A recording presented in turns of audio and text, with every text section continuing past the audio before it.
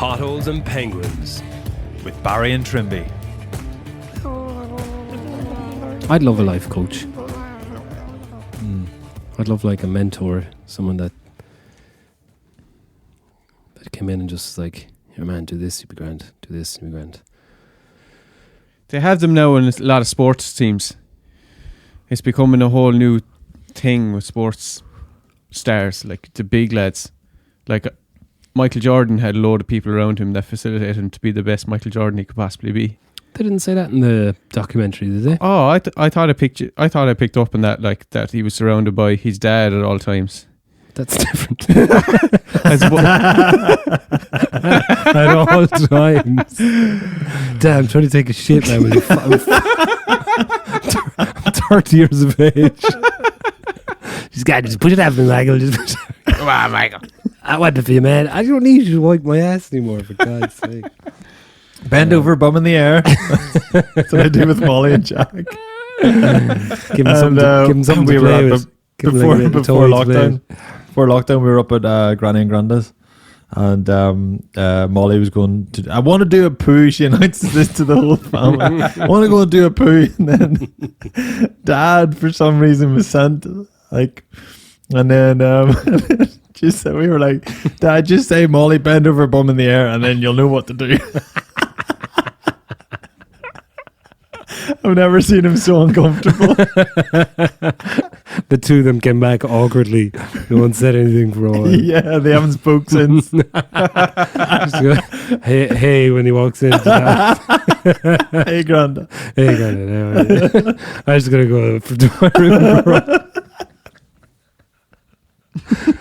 room. Come here. So, did Michael Jordan have other people around him? I don't know, loads of lads.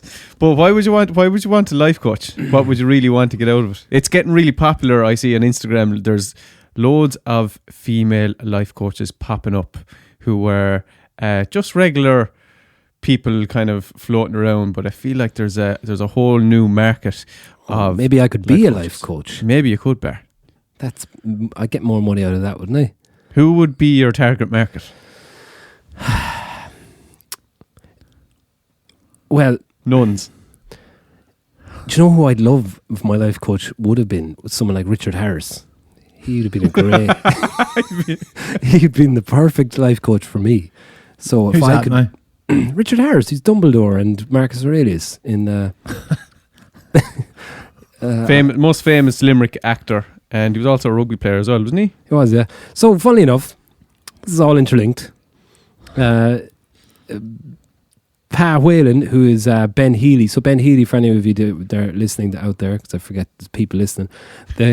He was on our weekly pothole the other day, and he was talking about Pa Whalen, who's this guy in Nina, who mentored him and so many people in Nina and that surrounding area, and a lot of lads in rugby like Donnacha Ryan, Trevor Hogan, the two Dave Ryan and Timmy Ryan, loads of other fellas, and he just mentored them. And I just find this guy so fascinating.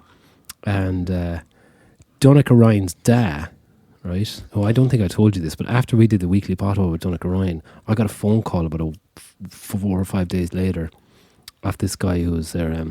Is this Barry Murphy? And I was there. Oh no! Why? I was pure defensive straight, and he was Barry Murphy that does that podcast, is it? I was there. He said, and I was like, that depends who's asking. Pure like a wise guy. And he said, well, do you like taking advantage of innocent people? Do you like making a fool of innocent fellas? Is that what you're into? Is that what you do? And I was there, excuse me? And he's like, I was listening to your latest podcast. And straight away I was there, throw Trimby under the bus. Just whatever happens. Trimby said it. And eventually I was there, man, I'm hanging up on you now and just tell me who it is. And he told me that he was Donnacha Ryan's dad. He was taking the piss out of me because he was accusing me of and us taking the piss out of Donner. So man, I was never so relieved that it wasn't someone that we had slagged. So that was fine. But then he texted me this morning a video of Richard Harris and what's your man's name? Peter O'Toole. Do you know Peter O'Toole, the actor?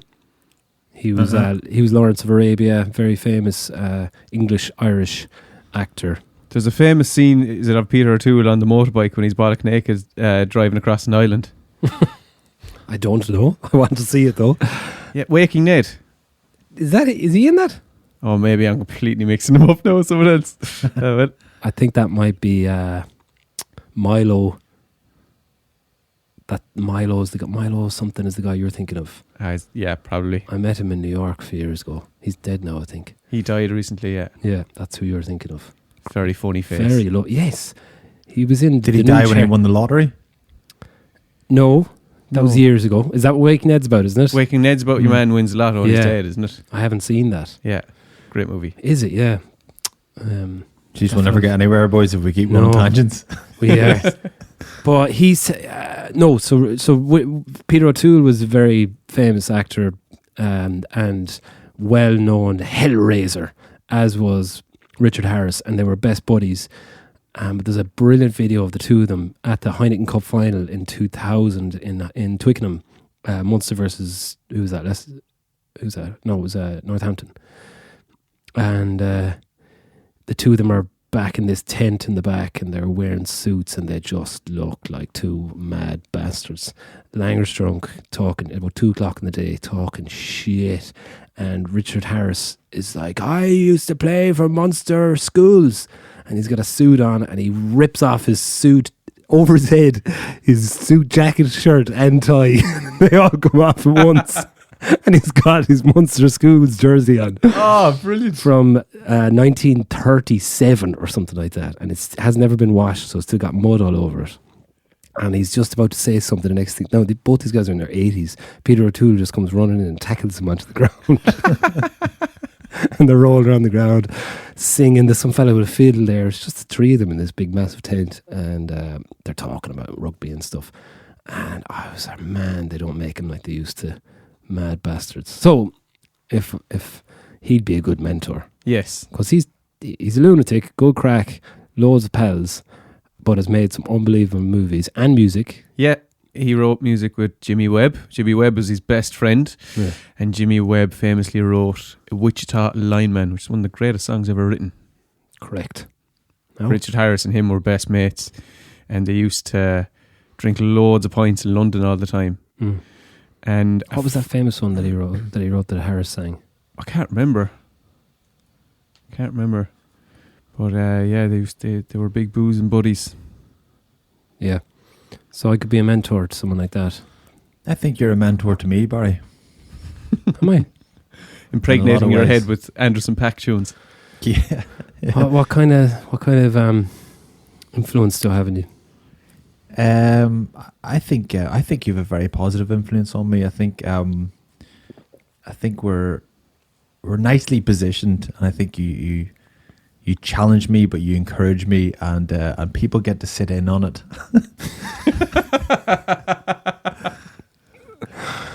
Anna would actually say that she thinks I've changed a lot over the last couple of years in terms of how I engage with people and how I express myself. Now that could just be developing, just better kind of communication skills from doing a podcast. But I would say doing a podcast with you encourages that type of a conversation, just to explore conversation or just explore topics and get lost. This might be an example of that, actually. But she said this to me. We had a date night just before Christmas, before lockdown kicked in, and we were sitting in the car. And usually it's me, like, just keen to get in the house and get to bed and to sleep. And then she was sitting in the car, and I was pestering her with chat. I was just telling her stories about this, that, the other. She was like, usually she would like that, but I took it too far. And she said, like, a few years ago, before you did the podcast, you would never be sitting in the car for 40 minutes talking crap. And she thinks it's a good thing. Could she put a price on it? Are you looking paid? I could start selling this. She could back pay me. That's wonderful. I would completely agree. And it is the beauty of having it as a show or of something that you have to open up a little bit more, don't you? Yeah. I think so. Because conversation, regular conversation, sitting down, it doesn't really happen with the flow, or normally, does it? Even when you're on the phone and stuff now, if you're talking on the phone, you're generally on headphones, or you could be looking at the phone, you could be doing other things. But when you're sitting down, especially because the pub is gone for us now, we can't go to drink pints, that this is such a great way to sit and explore. So that's good. The closest thing that I would have experienced to a mentor is obviously a sports psychologist, and that's kind of maybe transition term. I think that's what you're talking about, is kind of just change from that, like a profession, just to someone who the athlete just likes someone's company, and it just tends to bring the best out of them. There's no science to it. It's just, make them comfortable. But Enda McNulty you would have come across him, Barry, would you? Never met him, just know of him from our work he's done with the Irish team. Yeah, he was a great lad. I sat down with him, and there's nothing too clever about it. He just for me, it was his big thing was just get me to believe in myself. And I think he did. Loads of other lads you chat to, they would just be like, just have a chat with him, and he would just tweak your confidence. You're just trying to remind you that you're really good and you've done this and you've done that, and there's no, like rational kind of thinking. It got to the point where I think all the lads kind of we would chat to. I remember Paddy Jackson was saying he was kicking, and Enda would say to him, "How many kicks would you do after a Thursday session?" And Paddy said, like, it got to the point where he knew Enda quite well, and whatever figure Paddy stated, Enda would go, "Fucking hell." No matter what he said, Enda was going to be impressed by it. That must be such a disappointing moment when you feel like it's not real or something. Is that someone trying to pull the wool over your eyes a little bit? When you realise your mentor isn't actually as thorough, so they're supplying. I feel like they were pulling the wool over my eyes there. Enda wasn't, to be fair. Enda genuinely was concerned about the lads and wanted the lads to do well, and wanted to be a positive influence and get guys kind of feeling good about themselves. But that was the way he did it. Just general stuff though, outside of like sports psychology and stuff. Do you think young men and women would benefit from someone walking them through how to get a mortgage, how to best pay for like the ball busting stuff, how to cancel your Sky? If anyone wants to know how to cancel your Sky, get on to me. I'll do it for you, lads, for a minimal fee.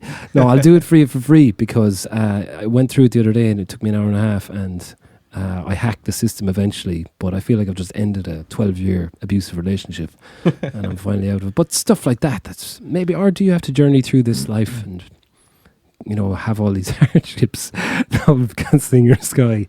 Is that a hard lesson you have to learn along the way? It's unbelievably handy to ring someone for advice though, and someone gives you true advice and you're like, yeah, you understand it then. Do you have people like that? Apart from your dad or your ma? Yeah, I'd say I do in certain aspects, in certain like different situations that you would ring people for advice about. I don't know. Say for instance, when we started this podcast, I rang a good few people that were doing similar things and similar creative endeavours to see how the hell you put the whole thing together. Without relying on your people around you, you'll just sit in the dark for ages until you figure it out yourself, which will often take longer. Yeah, I'm terrible for asking people for help. I hate asking people for anything. So I'm just generally just plodding along. I'd asked my dad for help on like traditionally manly things like DIY and practical stuff. I think that's maybe something in our generation where, like, whenever I'm chatting to a joiner or a tradesman or a plumber or a mechanic, they take me to town. Like, they take advantage of me because they see me getting out of the car in my purple fleece, and they go, "This guy, let's ride this fella for all he's worth." So I get ripped off regularly. Do you think you get ripped off, or is that just is that just in your head? You assume you're getting ripped off, but I know I got ripped off at the mechanics there, and I've been back to them. I've given them more business since, just really? Because they're quick. Yeah. But give your car back not fixed quicker. Yeah, I went in to get one tire fixed, and then he talked me into getting another tire fixed, and then he also upsold me to the more expensive tire. And I say, how much is that tire? And he goes, and I could tell there was like a pause, and he goes, 55. And I went, okay, because if I knew the value of tires, I went, no problem. And then as I then walked into the office to pay for it, I looked over, and there was a big £45 sign on the shelf of the tires that were going in my car. But I still didn't say to him, mate, that says 45, because I just couldn't be. I didn't want to get in. I would pay £10 to get out of that confrontational situation. I know. I'm the same. I'm the exact same. Same. I wonder. Some people aren't made like that. Obviously, that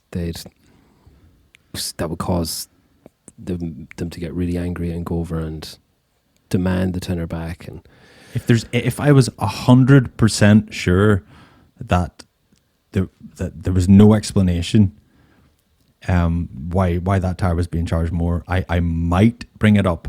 But literally, if I'm 99.5% sure, and there's some way that I'm gonna make a dick of myself, or I'm gonna like suggest that he's trying to rob me when he's not, when there's some mistake, or you know what I mean, if there's worst. Yeah. When you accuse them of robbing you and they didn't. Yeah. Yeah, I can't think of any times that happened to me. But it would be terrible. I remember. By the way, you were talking about well, it was a fake complaint on that occasion with Donica. So I got again, not that real a complaint, but anyway, Glenn, who I was slagging last week, was in touch. Glenn's the guy who didn't like the Anderson .Paak song being played in the Oh yeah. A 40-odd-year-old boring accountant. He was. He's a solicitor. Is that what his complaint was? No, I'm a boring solicitor. Not an accountant. He's complaining for a couple of things. Well, I did say he was a solicitor, and he is a solicitor, so got that bit right. But he was complaining that he's 30. He was 39. He says, I was 39 at the time. It's 2 years ago, right? You're in your 40s now. And what was the other thing? Oh yeah, he's not from Korea, and he just lives and works in Korea. And then I was going, well, there's nothing shameful about being from Korea, and I'm from Korea, and like if anything, I was giving you too much credit there, Glenn. So he was upset. So sorry, Glenn. He doesn't listen. He got someone told on me. Someone else got on to me about flat out. Complaining or not complaining, commending us, but the bald winger from Corkon who Dennis Fogarty called an asshole. Did he? Yeah, I think he did right at the end. I think maybe you called him an asshole as well, did you? No, he called him an asshole because he told the story of him running the length of the pitch and then putting the rugby ball on top of the post.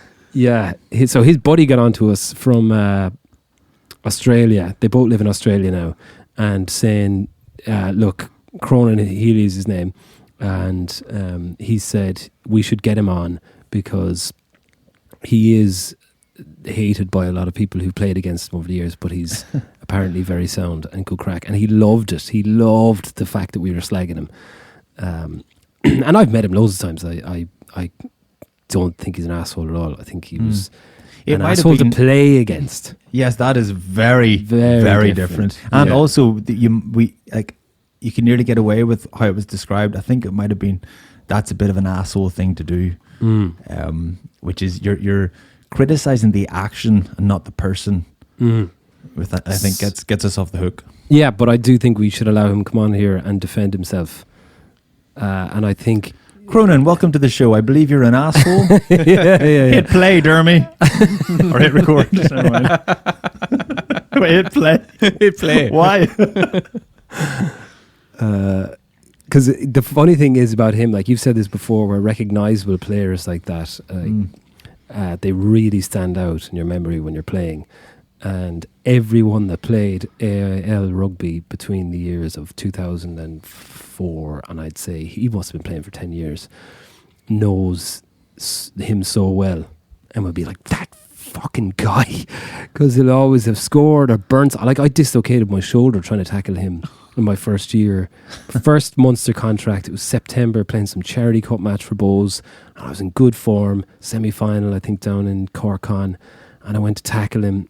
And because he's small, I thought I was going to bust him. And he just ducked. And I grabbed a hold of him. And he pulled away. And I tried to grab him with my other arm. And he was so quick, I think he just exploded and like dislocated my shoulder out of its socket from trying to hold on to him. So I always had that. I was like, fucking hate that guy. But anyway. I'm just imagining him as like one of those Daredevil Evil Knievel fellas with one of those like helmets and a pair of goggles, and he's just on the sideline just burning lads all the time and just being a nuisance. Yeah. He's kind of like Mike Brown. Everyone hates Mike Brown, and we got Mike Brown on the show last year, and he was lovely. Yeah. Yeah, he was great. There's a lot of guys like that. Yeah. So let's get Cronin on to defend himself. We should have got him on today because there's fuck all to talk about, lads. There's no rugby going on. The Americans have kept pretty quiet enough over there, haven't they? Yeah. So there's nothing to talk about there. The vaccines are being rolled out and it's kind of relatively positive. Ireland are flying. Ireland's rate of vaccination is through the roof, isn't it? I think we're up to number 2 in the league. Vaccination Who's won? league. Israel are number 1, are they?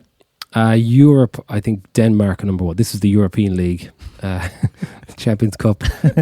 Denmark are the UK Saracens. are getting relegated. They're in a relegation battle. UK are Saracens. They're getting disqualified, and they're going to get beaten by Ealing Trailfinders. Yeah. Yeah. So. Yeah, we're doing all right. So that's good. Positives. Positive Frisbee's been thrown all over the place this week. And it's the 17th of January. Do you know what I mean? There's always memes going around January. Oh, is it the 57th day of January? Well, that's not the case this year because it's actually gone by quite fast. I'm having a good time. Hope you are too. Dermy, anything else? Anthony, you want to... lads, we're getting spammed. Major load of spamming going on. On our Facebook group. Who let them in? Yeah, well, see, there's only the three of us let have to confirm. I did. I let a few in. Just wanted to shake it up a little bit, like a couple of robots. So there was a number of requests. Probably this is what happens to me when I let them in. There's a number of requests, and there's one button that says approve all. Yeah. Or then there's numerous buttons that you go down and you approve them. So what I do is I scan through the names and I see that they all look legit, like they've got some sort of common photograph or name that you're like, yeah, they probably are into rugby or us talking shit. I let them in. So I then approve them all. But sometimes there's a few in there that I wouldn't. I assume, Trimby, that you just went approve all. Yes, I go. There's Barry, Sean, Claire, and there's a Russian person with no connection to Irish rugby or approve all. I don't have time. Or just approve all. This could be troublesome though, because then you only get to approve them if they don't have a friend already in the group. But once you let one in, then all of their other robot friends get in automatically. We had this running joke in Shannon Airport when we used to always be on tour and fly back, and you walk up to the guard in Shannon Airport and he hardly looks at you. He just goes, and Griff used to say you just get met at the border patrol by a stale pint of Guinness in Shannon Airport. A half-drank stale pint of Guinness thrown over the table. No, they're all sound down there. I do know a few of them, but yeah, it's funny. There's a really funny comedy sketch that I remember I used to love back in the 90s. It was about a party in your stomach on a night out, right? So it was by a guy called Jim Brewer, and that reminds me of this, where he was like, every time you go drinking, it's like you're having a party, and the party's in your stomach. And like any other party, you invite people to it, but you only invite your friends and your family and people you know, and they know they get along, so you invite them all. And mostly, so like a party to your stomach, it's usually beers you invite. And there are just a couple of beers, and they'll all come and they get along, and they're just watching the match and playing darts. But then as they get a bit, as a good few beers get in there, it gets a bit rowdy. And then you get a bit loose and you start inviting like shots in and whiskey and come on, and a few scotch and maybe some sake or something. And sake, I've never drank that in my life, but that's what he says. And then, like an idiot, towards the end of the night, you invite one shot of tequila in. You're like, yeah, come on, just keep it down. And then he sneaks all his friends in the back. He's like, come on, man, there's nobody looking. And it's like fights are flying and pow, pow, pow. All these shit's kicking off. And it just destroys the place, and your stomach eventually goes, get the fuck out, and kicks everyone out and vomits basically all over the place or shits himself. That's kind of what's going to happen, you reckon, in our Facebook group. Can they do damage though? Is there any issue? And why? Why are they doing this? What's going on? Do you know, Dermy? They can go in and they can. They're coming at us from all angles because they're sending us messages as well, asking us to sponsor stuff on their page. My own personal Facebook account, I'm getting sexy ladies constantly onto me, asking me, do I want certain things done to me? Like, Jeez, I haven't had any. I don't have the time. Me anything. I don't have the time. I'm up the walls. Do you want your chimney clean? Do you want your skybox deleted? Do you want to go for a run? Do you want a life coach? My mentors. These sexy ladies are my mentors. Yeah, I think they get in and they, like a virus, they get in and they take over or they can copy your page and stuff, can't they? Yeah, I think it's the main problem is identity theft. Yeah. It's where it will just re-pop up on Instagram or Facebook. Do you know what I watched the other night? Have you seen Parasite? The film that cleaned up the Oscars. Yeah. You seen that? Oh, you watched that on Friday night? What a film. Yeah. What a film. Yeah, we had someone complaining that we didn't give it movie of the year. Apologies to that person because it 100% deserved it. That's the same thing, isn't it? That's such a clever idea. They get in as a parasite, the whole family trying to take over those people's lives. So it's like I had a few parties back in the day in my parents' house that were with a few unwelcome guests. Oh yeah. There's always some lad to be up sniffing your mother's knickers or something like that. Some friend of a friend. Oh shit. Your dad. Sorry, Mom. She listens to this now. That's twice in 3 weeks I've mentioned her knickers.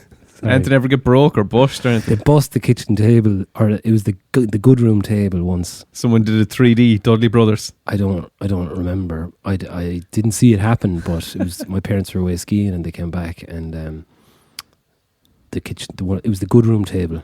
One of them had the legs had fallen off one of them. This was bought for them for their wedding present. Oh. Big. It's still there now. They got it fixed, but there was a war. Yeah. But other than that, I think it was pretty. I had like a Project X style house party. Trimby, I'd say you were safe enough for you. No, that was it. We I never did. You when your parents went skiing, were you left by yourself, like you and your brothers? Myself and my older brother. What age were you at that stage? 15, I'd say.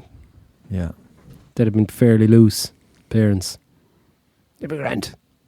Yeah, you wouldn't get that nowadays, would you?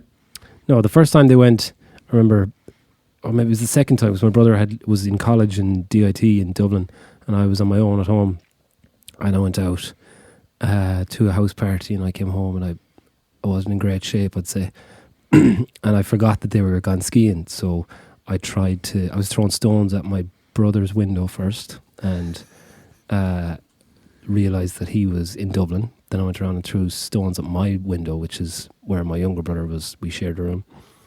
And then he wouldn't answer. So I got a brick and I smashed the window beside the front door to open the front door to let myself in.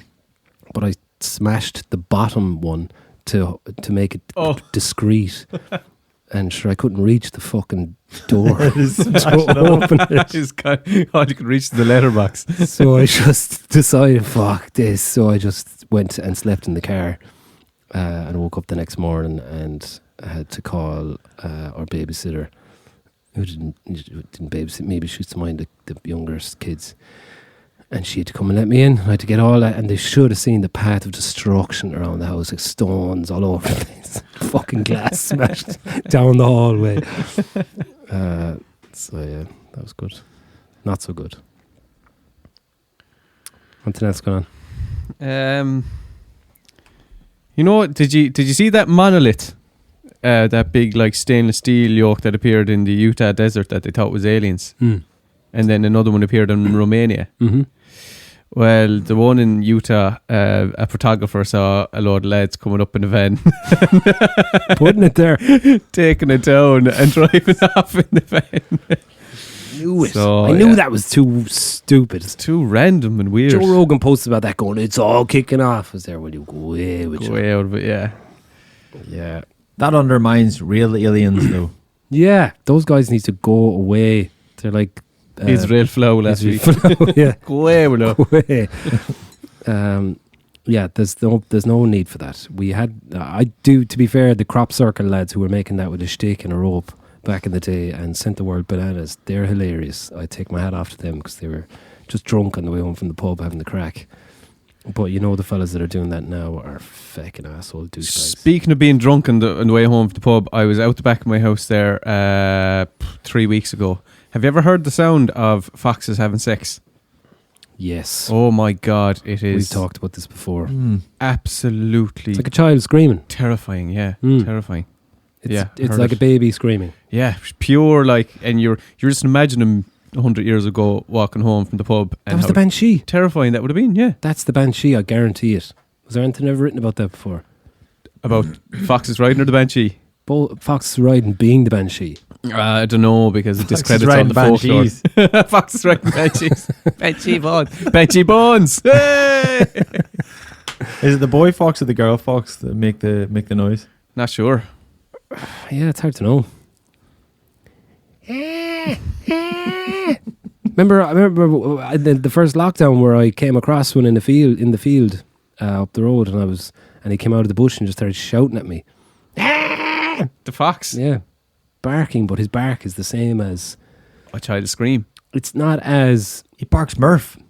No, that was the Murph. that was the dog. Murph. That was the dog out the back. Neighbour's dog.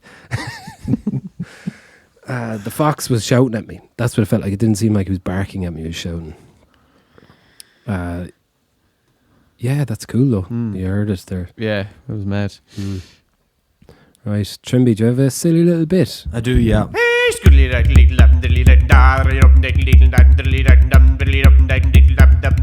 It's Trimby's silly little bit. It's been a bleak week in the throes of Lockdown 3.0. Lockdown with a vengeance. This week, we went from the highs of the excitement of the European Cup to the lows of checking daily vaccination rates, like watching football and teletext in the 90s. Disappointment hasn't reached this peak since Ulster signed Big Joe, the Fijian prop, in 2001, later to discover we'd actually signed his dad. Barry's 5-point palm exploding heart technique for how to manage mental health this time around quickly unravels. Everyone's gone from fasting to binge eating crisps and popcorn and watching Bridgerton. The country's pyjamas are worn out at the crotch at this stage after 3 weeks of constant wear, and meditation takes the form of staring through the TV like a vegetable, while Netflix asks us if we're still watching. But there's a party on the horizon, fellas. 100 years ago, in the wake of the Great War, the Roaring Twenties was about to kick in. With history likely to follow a similar pattern, I look forward to the pendulum swinging back again. Only this time it's less Jazz Age on Long Island and more Hermitage Green on Rathlin Island. Barry's the Jay Gatsby character of this century as he wears his tuxedo for seemingly mundane tasks like going to the field and walking the cat. Unfortunately, the Wall Street crash of 1929 sparked the Great Depression, so at this stage, we'll all be going back to Barry Gatsby, who's now unemployed, humbly, with cap in hand, asking for more practical advice on how to manage this period.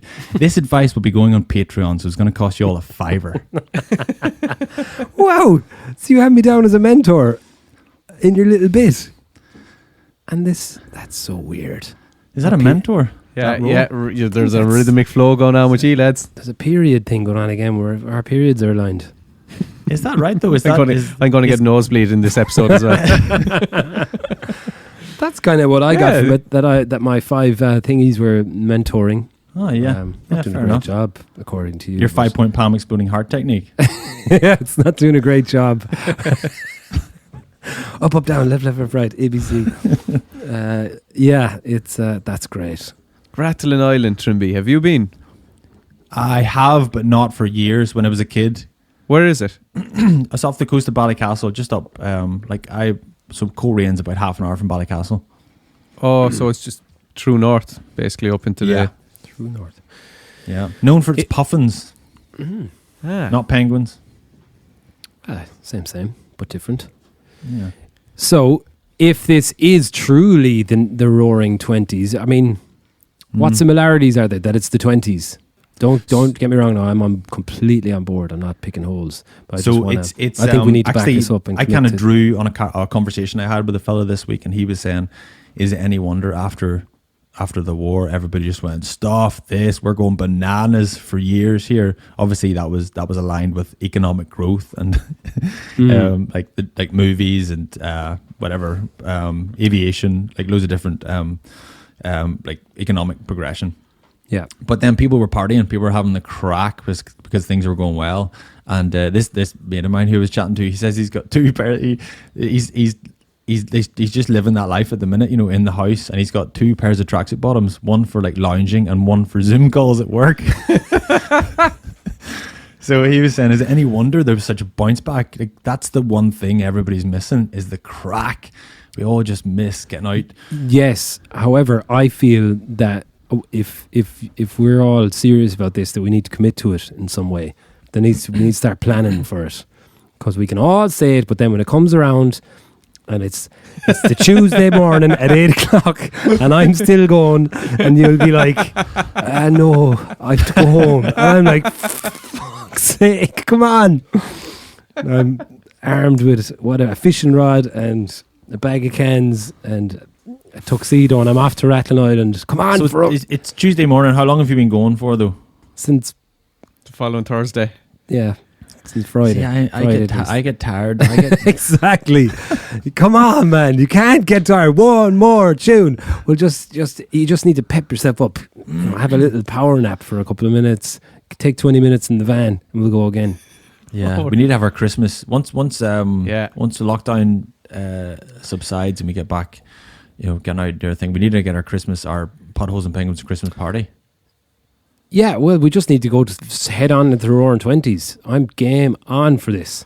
Obviously, there's some repercussions can happen from There's a few alcoholism responsibilities. and the children and stuff. But you've got to give yourself, when you commit to it, you got to give yourself 3 days here. So I wonder, will it all kick off at the same time? Will it go, right, vaccine? Is that the last one? And then they're looking out through the gate. Is there anyone else? And some fella, oh sorry, I slept in. He'll come in and they'll lob a vaccine into him, and then we're all just sitting there going, can we go now? And they're like, go. We'll all just go, and run around. Like, where would you go first? Like, what do you Rolling do? down a load of hills, I'd say. Rolling down hills. Yeah. Fantastic crack. Yeah, with loads of cans and loads of people and licking each other and like, I can't wait to lick you two boys. yeah, it's the only comparison I have to it is after winning Heineken Cups, especially the first one, where the whole town went mental. Limerick went absolutely mental for a week. There was no work was done. Everywhere stayed open all night. Minimal sleep was needed. It was an hour, 2 hours max, and you were in a heap, like, more often than not. By the Tuesday afternoon, we were fading. But someone raises their hand with there's a bit of strength and a bit of power, and they're like, "Come, we'll go again." Yes, it's is it a blonde guy with a handlebars moustache and he's wearing like white pair of Speedos? Is it Hulk Hogan? And you've got him in a sleeper hold. I'd love to be going in the piss with Hulk Hogan when all this ends. Happily. Your mum. and the Speedos, the yellow Speedos Yeah, that your mate was sniffing at your party. He wasn't my friend, okay. He was invited. What are we drinking? We're drinking in Bongo. What are you boys drinking? I'm drinking. If you stand for nothing, what will you fall for? I'll tell you what I stand for. That's what the name of the beer is, by the way. If you stand for nothing, what will you fall for? I stand for the Roaring 20s. bring him back. Sign me up. Right on. Hermitage Green on Rathlin Island. Make it happen. What do you think? Yeah, I'm totally in. I'm only raring to go for the crack here. Like, Dermy is an incredible man for a long weekend of oh crack. yeah, I love a long haul. Yeah, He's See, essential. I don't really like a long one. I just like But this is me taking you under my wing again, a man. short, intense No, one, see, and then just Trimby- get to bed. there's always a big burst at the start where everyone has to. Well, how are you, man? How was locked away? I was playing the hole. Oh, how are you, man? Oh, how was everything? How are you getting on? Oh, jeez, the mental health wasn't great there for a while. I was drinking loads, then I went off to drink. And then when you get to the second day, right? Yeah. Hanging out with those people, you don't have to talk about that the second day. Yes. You talk about the crack that you had last night, and then you just back into the flow of pints, tunes, songs, dancing, hugging, jumping, fighting, messing, smiling. Yes, but you got all the bullshit out of the way. Yes, And then by day 3, always. you're on another level altogether. Oh yeah, But you get an injection of new life maybe on a day 3. space cakes or something. Oh, well, them too. Or just other people. You can invite other people along who bring space cakes. And then, yeah, festival, obviously, the good music is the key to it all, I think, isn't it? Yeah. Oh yeah, electric picnic. Or even at a party with good tunes. Yeah. No. Yeah. Even yes. Yeah. Totally. Like there was a lovely thread in the Facebook group this week after someone posted Anderson Paak thanking us for showing them Anderson Paak, which was great. And then how did the thread go after that? It was just people sharing music. Yeah, it was lovely. It was lovely to see that there's a lot of similar taste going on. Yep. It was great. And I'm very open-minded, Barry, and I know that you know what's best for me, so I'm happy to follow. I'll hold your hand. So I'll hold it your will hand. get to that stage. That always happens in an evening. It gets to that stage, and I'm sort of like, I'm a little bit tired, and wouldn't mind just a wee bit of Andrew time. Then you go for a walk. You need to spot that. No, I will. You need to spot that because I need to get through that. Tommy used to do that. If you ever thought I was kind of flagging a little bit. At one stage, I remember I went to the bar to order a pint of water because I felt dehydrated. And Tommy saw me from across the bar ordering a pint of water, and he came over and slapped it out of my hand. But you're allowed water. This is the key. You have to get past that. Oh, that's key. That's rugby. That's stupid rugby banter. Drinking. It was funny though. It was yeah, it is, to be fair. But that's leave that thought process behind. You need to move into the next room where you're allowed to do that. Yeah. You're allowed to have your pint of water, but you're a bit more relaxed, you're a bit more open. You're going, okay, yeah, and you'll take your time. And I'll go with you, I'll hold your hand. I'll take it through it. Dermy will be there playing the bodhrán. When he spots you, he'll come over. He pulls it out and he'll come over and he'll just start playing it slowly into your ear. Getting you into a bit of a flow, a bit of trance. It's like whispering behind your ear, and you're kind of, oh, jeez, I like the sound of that now. Yeah. And you start stretching, and then all of a sudden, Yeah, your foot you do a bit starts of going and starts stretching, standing yeah, up. And you're like, fucking hell, jeez, we'll go in, that's sweet. Yeah. Oh, it's great. Oh, I'm there. Mm-hmm. Love it. All right. For no reason whatsoever, will we take a break? Yeah. Okay. Oh wait, before we do, so in bongo, and you're on. What do you call it again? If you'll stand for Yeah. nothing. If you What will stand you for fall nothing, what will you fall for? So Boundary Brewing .coop/shop to get in on the party if you're a UK listener. It's delicious. Very Absolutely good. delicious. Use the discount code Will Addison. Sound. Bottles and Penguins is an independent production, and what I mean by that is, It may sound like we don't know what we're talking about. You might even think Barry's hardly even played professional rugby and Dermy likes hurling. We want you to think that. It takes a lot of preparation to sound this unprepared. we work very, very hard at what we do, and we want to make this show the best podcast in the world. For just $5 a month, you can help us do that. Go to patreon.com/potholes and penguins, and you can help me make these two fools look and sound even better than I already am making them look. Welcome back to part 2. We have skipped forward, lads. We're not going to do the regular part 2 because there is no rugby to talk about. So instead, we're straight into the 4 powered provinces of Ireland, brought to you by Energia, where each week we take a look at an All-Ireland League team and we put them under the microscope. And this week, I'm delighted to be joined by Chairman of Garryowen Rugby Football Club, Mr. Paul Neville. How are we doing? Very good, thank you. Very good. Very posh entrance. Nev, you've come on the show where we're talking about the Roaring Twenties, right? They're back. Champagne rugby, strolling around, all of us decked out. No better man to be in the middle of the Roaring Twenties than Paul Neville. Chairman drinking champagne, whether you're winning or losing. Gather round, fellas. Oh, sorry. We're in Limerick City here, lads. Champagne drinking. Look, you're in the right club for it anyway. Because I think if there was a Roaring Twenties, Garryowen would be in the middle of it. Shindigs all over the place. Funnily enough, the Garryowen, the Garryowen, that was how would you say, Discovered in the 1920s. So I'll take your word for it. So the things that happened in the 1920s, jazz happened. It was after World War One, obviously. So loads of mad stuff happened. Jazz, the music, the movie industry took off. Aviation. Your man, what's his name, went across the Atlantic for the first time. What's that lad's name? St. Brendan.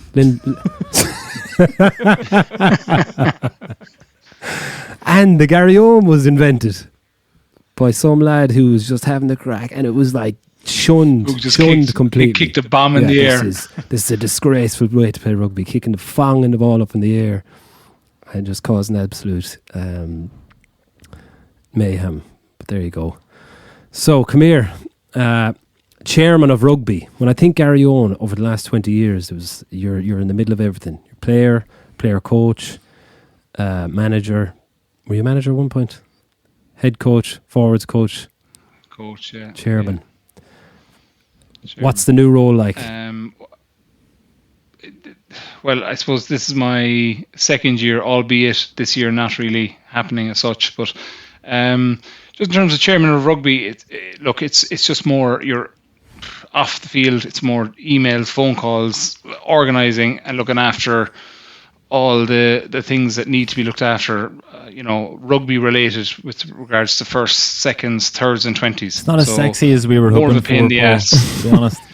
No, there's no disco dancing, champagne and any of that things, no. But look, it's so I'm dealing firsthand with the coaches in who I would have worked with sometimes, so that helps an awful lot. And within an executive committee in Garryowen that I suppose we're all striving to get funds and get what we get the best things out in the field. Had you enough of the coaching? Was it you were at it quite a while now, to be fair, weren't you? Yeah. Had I enough of it, or had they enough of me? Bit of that. I suppose it's after playing, every Tuesday, Thursday, and Saturday.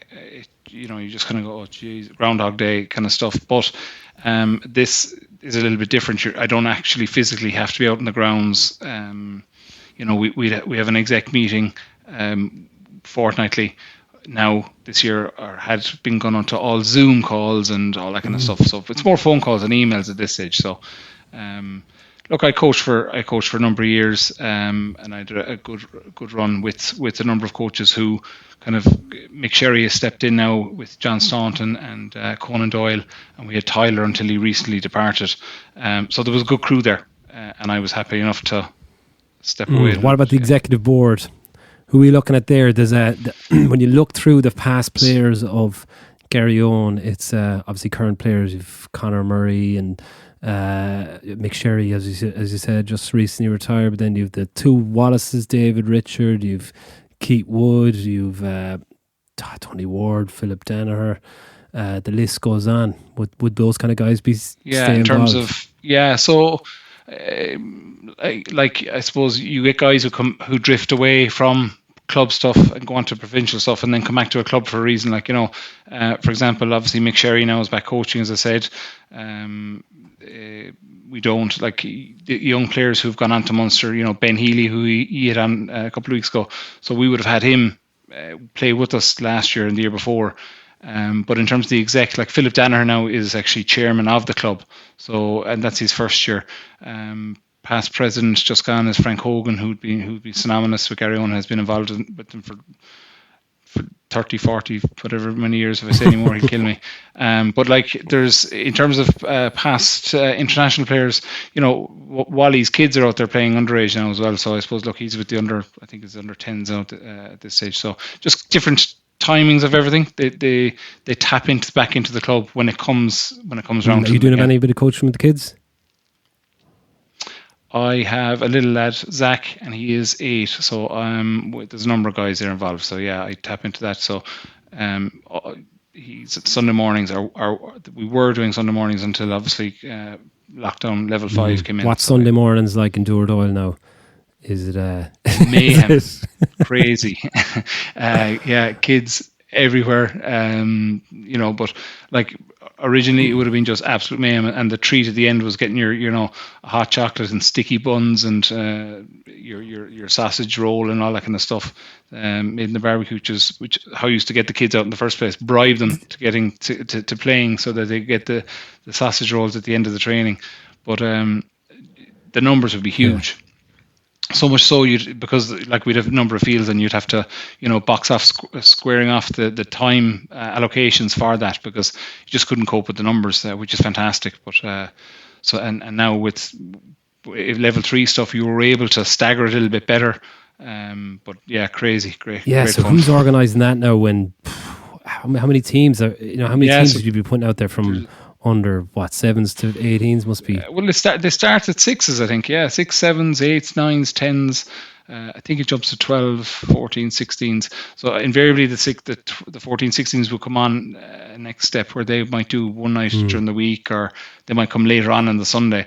But like the 6s could have anything from 30 to 50. Wow. Kids, so you're just like, and you can imagine the amount of cars coming to the ground to drop off, the kids and stick around or whatever. So it's just bedlam. There was an article in the paper yesterday about the hurling in Limerick being a little bit taken control of the city in terms of sport, taken from Munster Rugby, and Munster Rugby needs to put, I don't know, or the RFU need to take back control. And it was an interesting look at it that they're competing with one another. But when you see those kids now, do you kind of see them? Can they do both? Can they both play GA and rugby at the same time? And like, I'd like to think absolutely yes. Like, I'm sure we all on this forum would have played, touched space with the hurling and Gaelic football, soccer, rugby, swimming, whatever. And until we found the niche one that we got to the stage where we had to kind of choose and branch off and stick to, then why not? But unfortunately, I suppose with Munster and Limerick hurling's success, I think each body, or I suppose, are trying to get kids to define their one sport from earlier on in their young age. You know what I mean? Say, look, you're going to have to pick one, and that could come at 12, 13, because there's all these academies coming on now. So it just puts more pressure on the kid to make the choice, make the decision to, right, I'm going to knuckle down and play the one. But, and again, on that article, and it was very interesting, I suppose, the whole lot, but it's just the timing of Limerick's hurling success, and I suppose Munster's lack of in the last number of years. I suppose that's a huge bearing on it too, to be fair. It was just, I suppose, eye-opening to see that there was the amount of Limerick players that are playing in the Munster squad at the moment. There's only, I think, 7 in the 44-man squad, and regularly 2 or 3 in the team, which is fucking mad, isn't it? Like when you crazy. Yeah, well, like if you even go back last year and you didn't have the likes of the Wycherleys and the Coombs and stuff, you would have said that the numbers involved from a home base, I would say it would have been worse again. To it'd be more of a startling read than it is now.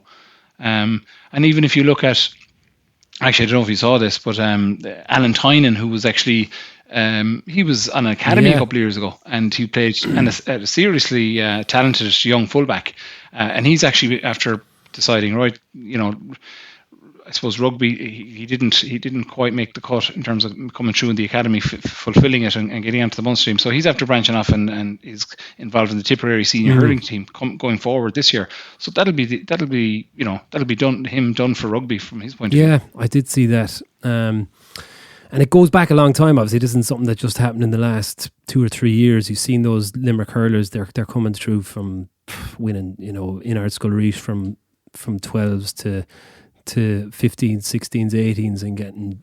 I suppose it was their success that really drew them. Yeah, the phenomenal success those years. Yeah. So it isn't something that happened overnight, but it does kind of. And I do think it's changed, right? From when you were a Munster, when you moved to Connacht and stuff, there was I wouldn't say arrogance, but just this confidence that these players are just going to keep coming through. Yeah, there's just conveyor belt of players, like someone like you who came out of school as an Irish, schoolboy and captain Irish Skull Reach, and you struggled to get into a Munster back row, whereas now I think a Paul Neville coming out of school now they'd be fucking licking their lips to keep them a Munster. So they've, it's all, in terms of timings of all that, you know what I mean? To be fair, at that stage, like Munster had a swagger where, they did have a conveyor belt of those players coming through in an abundance, and those huge, the grouping of those guys, like of the back row and the second rows that they had, and they were young at the time, and they had 10 years, of full-time rugby, where I just think now the guys coming through, there's a bit more bedding in, and again, the point in the club stuff, I just do feel that some kids are falling between two stools. They're not getting enough rugby, be it if they're not getting in the provincial setup, they're not falling into playing with their club at a serious level. You know what I mean? They're missing out. They're definitely missing a trick where they're not getting, the great Garryowen versus Shannon or Munster's game or Corkon or whatever that game would be. Are you starting to see a little bit of a change in that now, or Munster starting to realise? Because it's obviously it's a common opinion that everyone has now that lads aren't playing enough rugby there. Yeah, everyone seems to have, exactly that, Baz. Everyone seems to have a bit of a chirp and have a bit of a cut off the branch, Munster branch and the RFU and stuff. But look, that's all fine, and I've said this before. It's, if there's a solution there, then what is it? No one has seemed to have gotten that solution as of yet. Do you tidy up the league and bring it to a smaller number and stack the teams then in terms of having your fringe players with the provinces feature more in their club in their club teams then on a weekend? At least you can guarantee then that they'll get a very good game under their belts, you know what I mean? Or do you put them under the one provincial umbrella and take them away and don't let them go into the club? I genuinely think that one or the other has to happen. It is. We spoke to Ben Healy, said the other day, and he put a massive emphasis, Trimby, didn't he, on that 2 years he came out of school and went straight in, played AIL. I think he played 8 or 9 games, achieved the first year and the second year. And he said there was the difference between playing schools rugby and going out and playing an AIL match against a seasoned Corkon team or something like that was invaluable to their development. And I think you'd agree that was, when you would have first come out of school and played AIL, it was the standard was so high that you'd love to see it get back to that as well. And that is the beauty that the GAA have at the moment, isn't it? That lads are playing very high competitive games for their club week in, week out, and then getting called up to play for the county as well. Yeah, I had a great experience with Ballymena whenever I came out of school, but it was straight in the deep end. And to Ben's point, it's a massive jump going from school getting into playing with full grown men, and you're still you're 18, you're still a skinny, scrawny. You've obviously got some athleticism and you can kind of grow into that, but it takes a year and it's a tough year, I think. Funny, just listening to your conversation about maybe losing potential rugby guys to the GA or hurling, you could argue that that's a good problem to have, because up here quite often, and lads will kind of come in and out. I would imagine now, I know what you're saying about Paul, about getting kind of targeting one sport and then becoming, this is my route, this is what I'm going to do now. At 12 or 13 for me is too young, because even just in my experience playing tennis, golf, athletics, all different sports is so good for your overall development. and I never played any GA or any hurling growing up, and it would have been so good for me physically and socially as well. But the thing is, up north, I think that would be a really good problem to have, in that it's still like it's way better than it was, but you still know, depending on what school a guy goes to, whether they're going to go down the rugby route or GA route. And that's a little bit of a shame, because you never get that. You don't get that many guys. Now you do get, there's a few guys there coming through who have a bit of exposure to both, and you can see their skill set's different. And I think it's actually a good problem that you've got. I agree completely. Yeah, for sure, and I completely agree with you, Trimby. Like if you can expose a guy to as many of those hand-eye coordination sports, and general movement, running stuff, like he's only going to benefit from it. Be it soccer, rugby, hurling, Gaelic football. I 12, 13 is way too young for me as well, because you're still talking about kids, the junior cup. Geez, you're only novice at junior cup, to be fair, at 15 years of age. So let them off and play as much as they can until they find the niche sport that they want to. And who knows, like there's plenty of guys who can double up. But it's more the demand from the academies that are asking the question of the kid. It's not their fault. Yeah, they're being put under. Yeah, it's not the kid's fault. They're being put under the pressure to say, listen, you kind of need to make your bed. What sport do you want to play? If you really want to play, like I know an example of a kid in Cork. I think is he 15, and he's a really good hurler and a very good rugby player. And he's been told, look, you're going to have to pick one or the other. If you don't pick the sport, and they were talking about the hurling side of it from their academy point of view, that he would be he'd be looked upon differently and frowned upon, and possibly not get into the academy. So he had to make a decision. So just too young for me. Yeah, it's tough. It's the physical development, yes, and the skill set, yes, but even more so than that is the intangible of just meeting a completely different type of people, different backgrounds and different exposures. And I think it's so good for young fellas and girls growing up. Yeah, but the point that you made about coming out of 18 years of age and playing an AIL Ireland League senior game, that now and 15 years ago, even 20 years ago, when you were playing against big burly men who pick you up, throw you around like a rag doll. Like I remember playing my first one of my first AIL games against St. Mary's, and I was a fucking spotty, scrawny back row kid who. Trevor Brennan, Victor Costello, Steve Jameson, and there was a big brawl. I'll never forget it. Trevor Brennan ran into a ruck with two legs, like he just did a big jump with the two legs into the ruck, and there was a big, huge fight. So it broke out. Of course, I stupidly thought I'd be brave and go in and give him an old dig, but sure, Victor Costello caught me by the back of the neck, swung me around, and literally threw me 10 yards. And I said, right, okay, I showed my bit. I'll stand out here now.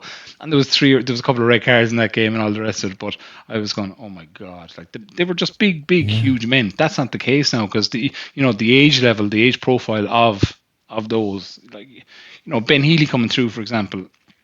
Yeah, he was playing against early 20-year-olds, but and seasoned, more seasoned guys. But like he was well able, and to be fair, physically he's a big lad too. Yeah. So it was old. But the age profile has changed. Old men, like massive burly men, but more so it was old-fashioned men. Like it was just guys who did things the old-fashioned way, like the two-footed lunge into the rock. Insane, man. It was insane. I never seen it. It was unreal, and it was just like a big, huge scrap. And then they all ran in, and later on there was a so we, like at the time, like I was playing at Crescent when I came out of school, and then I moved to Garryowen, and like we had huge, like Dara Kirby, Len Deneen, PJ McLaughlin, like I don't know, like these Barry, you probably know more about those guys, but they were big, huge men. I was kind of going, I was the little scrawny kid in the package. Come on, Neville, run around, get the ball, tackle. Okay. We had one big fella, Willie McAllister, his name was, played at Ballymena. This guy's a veteran of the All Ireland League. 150 kilos he was, tight head, locked the scrum around, and they just walked around the pitch and just waited for the next scrum. Locked the scrum down. And he was a hero. He did his job. Exactly.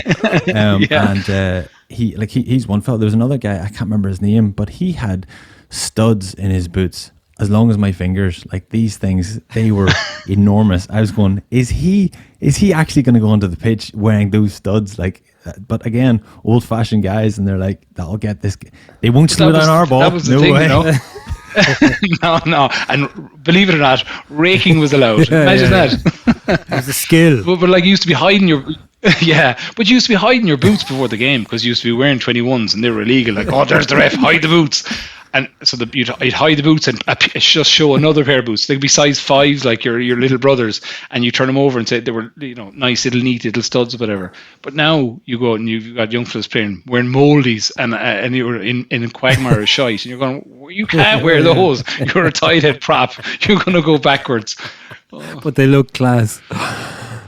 Yeah, and big yellow stripe. The Garryowen Con rivalry would probably be the biggest that you would have as a club, would it? Would that be fair? I suppose maybe Shannon or other cookies. Yeah, well, there's a few that people like to get up on Garryowen's back, I suppose, like most. But like I suppose the old one, Garryowen Shannon, would be a very big one. Garryowen Young Munsters. And Con, yeah, for sure. But I suppose just with Shannon having dropped to 1B, I suppose that has died away slightly, not so much, but just ever so slightly. But the Garryowen Con one, like we would have played each other in a number of finals over the years, and bit tit for tat over senior cups and all our leagues and stuff. So yeah. Yeah. Any one of them your favourite to get out and play against over the years? Well, for me, I suppose the one that we were beaten in the year before, we actually won it in 2007, and we won the treble that year. So we won the Senior Cup, the Munster Senior Cup, the All-Ireland League, and the All-Ireland Cup, and we beat Con in the league in Cork.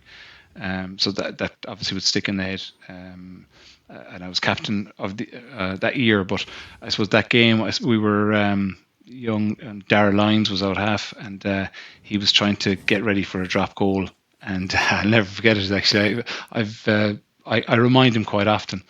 But so he was trying to line up a drop goal. It was in injury time on the 22, pretty much in front of the sticks, and the ball went back, and there was about 10 fellas running at him.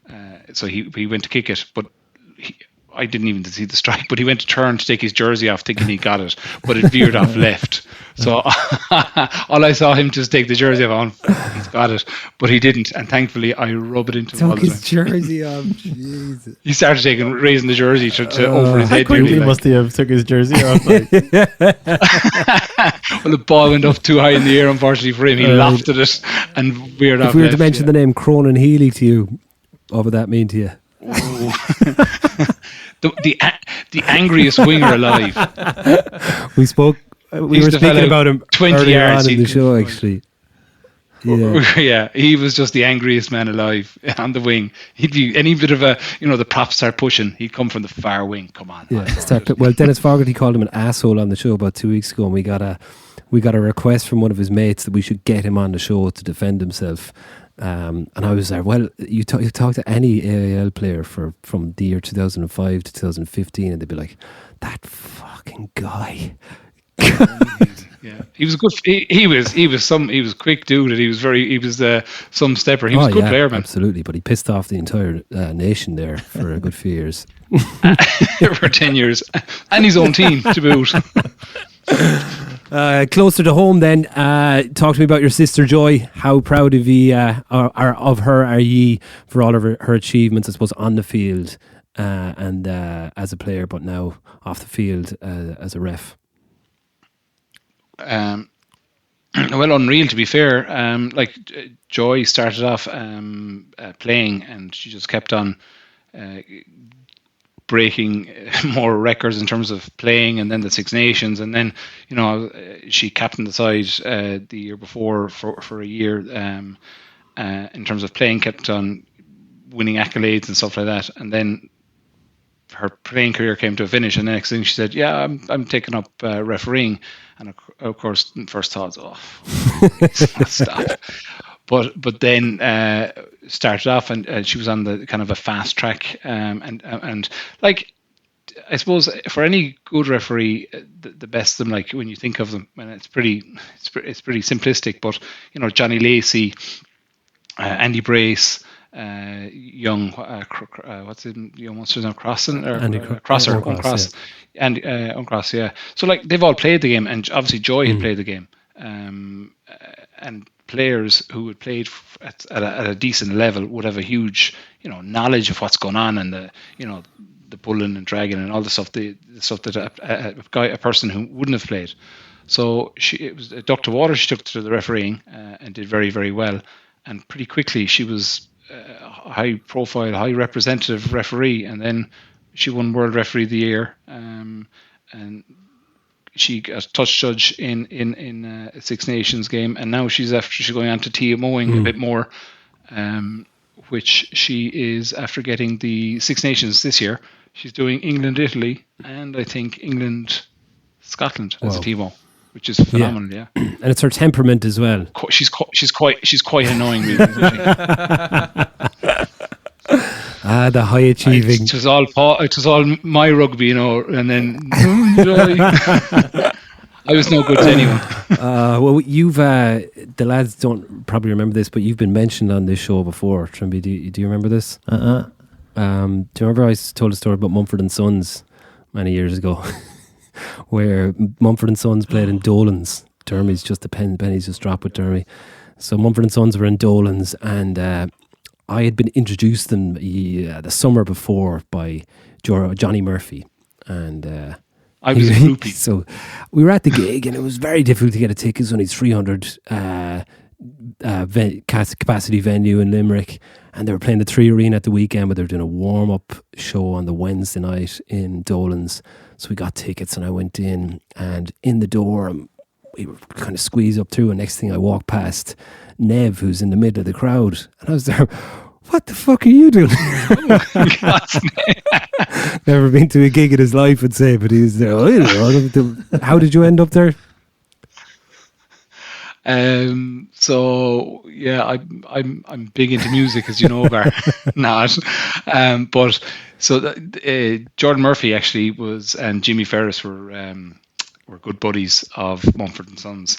So they were coming down. They said they were staying the night. I said, yeah, look, where do we stay? What do we do? I said, look, I've the perfect place for you to stay. We'll go for a few pints beforehand. So I was on their coattails, hanging on to them. So we went guest list the whole lot. We went to the up to the hotel, to the guys' room beforehand. Had a few drinks with them and went to the gig. Sure, it was fantastic. I was just, this is great, rock on. So then fast forward to after the gig, and we're in the bar, and the Mumford and Sons lads are down at the bottom of the bar chatting with their girlfriends in a circle and being relatively private.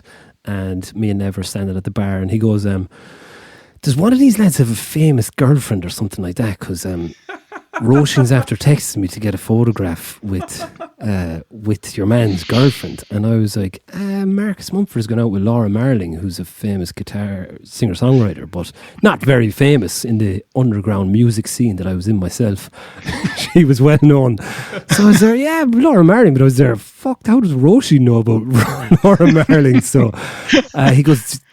Nev goes, do you think he'd mind if I asked her for a photo? I was there. A photo. I thought it was a great idea, to get the photo, bring it home to the missus, because I knew how late it was the night. I hadn't envisaged coming home for another few hours. So I said, yeah, that'll soften it. I get a photo. Marcus Mumford's girlfriend. So I said, do you know what? Leave it with me. I know it will come down with me. So I walked down and I said, hey, Marcus, how's it going? And I said, hey, Laura, hi. Would you mind if my friend got a photo with you? And she was like, she just put her head down and shook down and said, I'm Carrie. She was Carrie Mulligan, Marcus Mumford's wife. He'd broken up with the ex-girlfriend, and this is his new girlfriend. And I was there. New girlfriend, new wife. Oh, I'm so sorry. And she's like, no, it's fine. It happens. And then I turned to walk away, and Nev's there with the camera out, trying to get a selfie with her.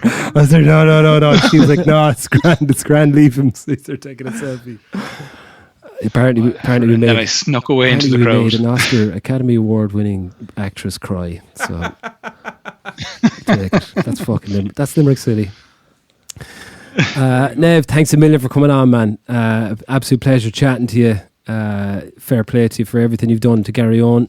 I know they're a rival of not really Bo's rival, is it? every other club's a rival bar. But yeah, fair play for everything you're doing. It's Not a brilliant. bother. And thanks Thank for you. coming on, and all the best over the rest of the season if it gets back going at all. Please God, yeah. So, Thanks, boys, guys. both Thanks for here. having me. Cheers, guys. Bye.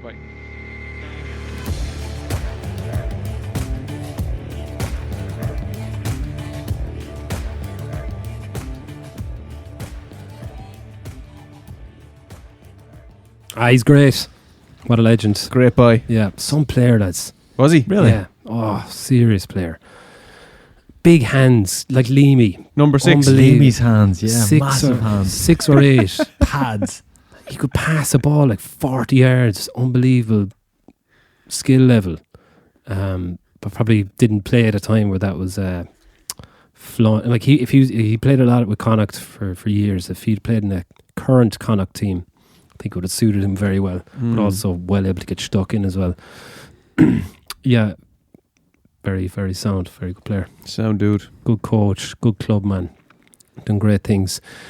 Dermy, we'll go on to the old correspondence there. It's been a fucking rammed Yeah, week. I kind of started with a lot of correspondence there at the start as well, but Because there was so much. there was one thing that kind of came up in my mind was Dave Hayes sent in a penguin art in Dingle. So in Dingle Aquarium they have penguins, and they're very small little penguin bugs, but they have started dipping them in paint and getting them walking around on canvases, and then they're signing like, I don't know, pink penguin number 2 Harry, and a little photo of him, and they're sending it out. Making paintings. Yeah. Michael do you remember this? Flatley did this back like peak Celtic Tiger. He started dancing on canvases and selling them. But I was thinking, if I started getting synthetic head bodhráns and I started getting brushes, I could have a go at it. And that would be an awful fucking mess. I'd have to do it inside and outside, field. I'd say. A field, I'd say. Inside in the field. Inside the field, where a whole thing. But yeah, I could start making some art. It's a great idea. People are stupid, man. They'd buy that. Sorry, what would you have to Irish dance with the? No, I wouldn't Irish dance. I'd play a paintbrush on canvas as if it was a bodhrán. That's pure roaring 20s stuff now, that is. I'm ready, That's baby. roaring 20s stuff now, and you commit to that. I Go will. into the field, out there, it's right there beside us, I can see it. Out there, baiting your bodhrán, get fairly drunk while you're doing it. A few foxes riding next to you to paint the mood. Yeah. If you could do a random piece of art, what would you do? I think abstract art of some sort where I You get away just- with more, don't you? Yeah, I express myself on a big massive wall and just Because no one's going to say that doesn't look like Barry. Looks like does. Barry on the inside. Looks like Barry's personality. yeah, just a blank wall. Big blank wall. Yeah, anything else going on? Damien Fogarty sent in Searching for Sugarman, and that's a great documentary that I highly This is recommend. because I asked people to send in inspiring things. Okay. That is one of the most inspiring documentaries. Have you seen are that, likely Trimby? to No, see. I haven't, and I'm Searching I've for actually- Sugarman is a documentary movie made about a singer called Sugarman Rodriguez, and he had a song called Sugarman, and he was a builder from Detroit, and he made an album, and the album got taken to South Africa by American troops or something along that line. It got distributed through the army, ended up in South Africa. It got distributed in black markets. Yeah, and all of a sudden, this guy Rodriguez was huge in South Africa, and he had worked his whole life in Detroit, and No one ever heard of him in Detroit. He recorded an album with some label, got signed and got dropped after one album. Yeah. And just went back to working in a building site brilliant, and playing music the odd night and stuff. yeah. And then fast forward 30, 40 years when Documentary, South Africa yeah. came out of apartheid, and these lads were like, the story was that... Sorry, hold on. Was he aware how successful he was? Not a clue. No idea. So the story was that he had burnt himself on stage. He had fired himself on stage and killed himself. That was always the story that went with Sugarman, with Rodriguez. And he was so, like, there's a part now when they say if you'd 4 albums in your house in South Africa during apartheid, it would be the Beatles, Rolling Stones, Sugarman, and fucking Van Morrison. Clendit. Puff Daddy. Anderson Paak. And so he was huge. That's how big he was. But he never knew. And no one outside of South Africa knew. So then when apartheid ended, people still listened to him. But then someone wanted to actually go and find out, loads of cover bands. And this cover band of Sugarman wanted to find out exactly what happened to him. So they'd set up this Facebook page searching for Sugarman. And they found him, and they thought he was dead, obviously, and he was still alive, had 3 kids that he was kind of estranged from, wasn't he? Yeah. And he was just this cool mofo, big long trench coat, long straight hair. He used to always wear a top hat, and he was always like, he was still working. I just found that weird that he'd be working on a building site like that. So they fly him to South Africa, they find him, they say, look, we're going to put on a gig, and he hasn't gigged in years, so they put on this gig for him in a stadium in South Africa. This guy arrives, he's like, Soccer City. yeah. I think, we may have ruined it for everyone, but Yeah, no, do I have to watch it? It's no, brilliant. it's one of the most inspiring things you'd ever see. Yeah. Well done. Thanks for that. Who sent it in? Is that? That was Damien Fogarty. Thanks, Damo. Cool. Thanks for all your correspondence, lads. It means the world to us, and keep them coming. We'll keep poking out these long, ridiculous shows, and hope you enjoy them. We're going to go now and have a lovely Sunday evening in front of the fire, and look forward to it all starting again tomorrow. Party on. Party on, boys. Party on, boys.